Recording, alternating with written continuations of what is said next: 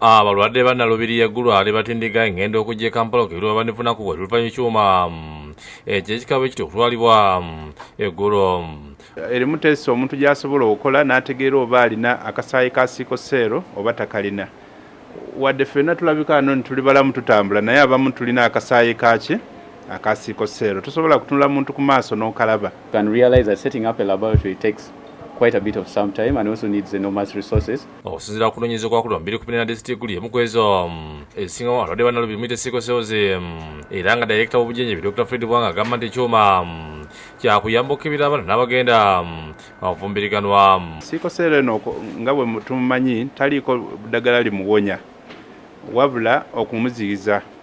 Kati okuziyiza siikoseero ono kitegeeza nti omusajja alina okufuna omukazi gw'agenda okuzaala naye abaana ng'omusajja oyo n'omukazi tebalina kasaayi kaaki ka siikoseero. Ye kamishina w'obujenjebe busookerwako Dr. Jackson Amone akubiriza abazadde okubeera abaana baabwe abakazaalibwa. If you make an early diagnosis, those children can be treated and they can grow. Once they have reached a certain adulthood, then they can now grow because they know how to manage themselves.